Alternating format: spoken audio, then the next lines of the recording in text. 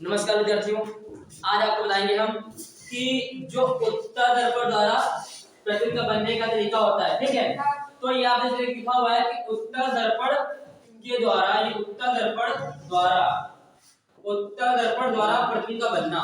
ठीक, तो इसमें हमने आपको बताया था अगले वीडियो में कि जब वस्तु कहाँ होती है, अनंत पर होती है, तो उसके प्रतिबिंब बनने का प्रोसेस क्या था।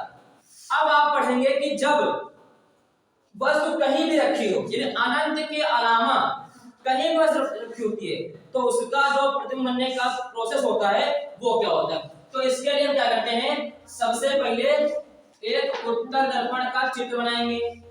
तो उत्तल दर्पण का चित्र कैसा होता है, ये आपका देख सकते हैं, बना दिया हमने। यहां से एक किरण मुख्य अक्ष इस तरह से चली जाती है, तो इसको हम थोड़ा नीचे बना लेते हैं। ठीक, इसे क्या बोलते हैं, इसे बोलते हैं मुख्य अक्ष। ठीक, और इसमें जो पॉइंट्स होते हैं वो इसमें यहां पे आपका मुख्य फोकस होता है, इसको एफ बोलते हैं। यहां पे आपका होता है सी, यानी कि वक्रता केंद्र। ठीक, तो ये आपका वक्रता केंद्र हो गया। तो अब हम क्या करेंगे, हमने आपको बताया हुआ था कि जब वस्तु कहां होती है, जब वस्तु अनंत पर होती है तो उसका प्रतिबिंब बनने का प्रोसेस क्या होता है। लेकिन अब हम अगर वस्तु को कहीं भी रखते हैं, तो जो आपका हम चित्र बनाएंगे वो सबके लिए लागू होता है। तो हमने क्या किया, यहां पर एक वस्तु को रख लिया। अब क्या होगा, तो एक किरण मुख्य अक्ष के समांतर जाती है। ठीक, तो ये टकरा करके पीछे लौट जाती है, टकरा के पीछे लौट जाती है। क्यों, क्योंकि इसमें आपका प्रकाश का परावर्तन होगा, क्योंकि ये आपका दर्पण है। लेकिन इसमें क्या होता है, ये आभासी रूप से मुख्य फोकस पर मिलती है।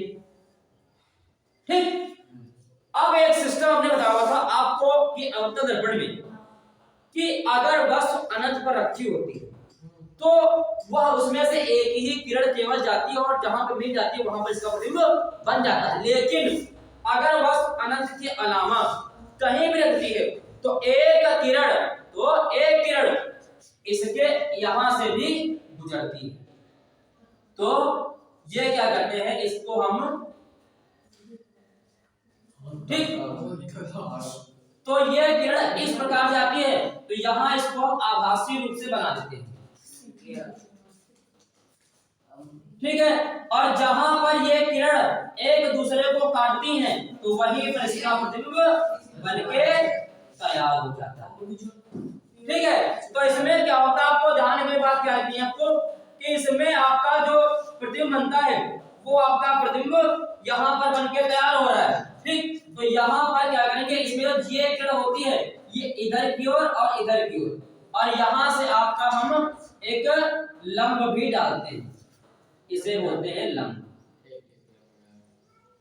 ठीक, तो यहां पर अगर इसको हम लिखेंगे ए और बी, तो ये जो वस्तु होती है ये क्या बनेगी, ए डैश और ये बी डैश।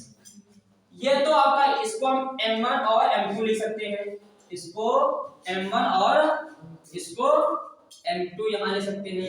ठीक, अब आपको ध्यान दीजिए, सो न करो।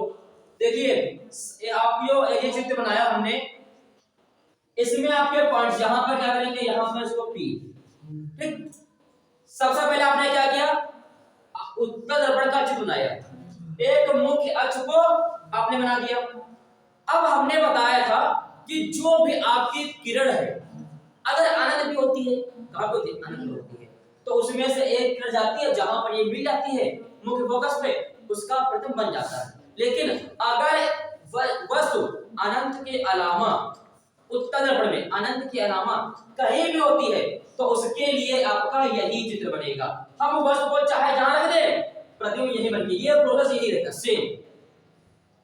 जो 5-6 स्थितियां अन्य आपकी हैं 4, ठीक है, तो उसका चित्र बिल्कुल सेम ऐसा ही बनता है। इसीलिए उत्तल दर्पण में केवल 2 ही स्थितियां होती हैं और अवतल दर्पण में 6 स्थितियां थी। ठीक, तो अब हम करेंगे इसमें प्रतिबिंब की प्रतिबिंब की स्थिति, प्रतिबिंब की स्थिति। तो आपकी बताइए प्रतिबिंब की जो स्थिति है वो क्या हो जाएगी? तो ध्यान दे नंबर 1।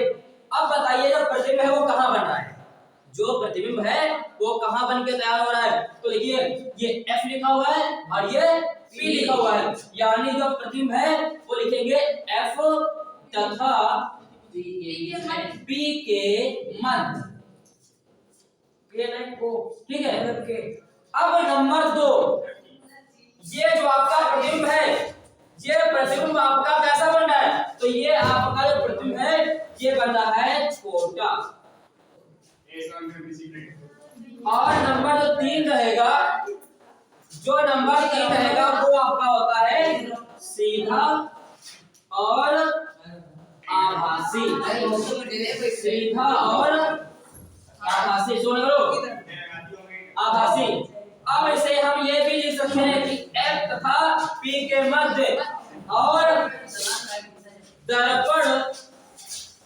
दर्पण के पीछे, तो ये आपका बनने का प्रोसेस होता है उत्तल दर्पण द्वारा प्रतिबिंब का बनना। और किसमें? जब वस्तु कहां होती है? जब वस्तु कहीं पर भी हो। तो लिखेंगे जब वस्तु कहीं भी हो, कहीं भी हो, किसको? अनंत को छोड़कर। ठीक, अगर वस्तु कहीं भी हो अनंत को छोड़कर, तो ये आपका बनने का प्रोसेस हो जाता है।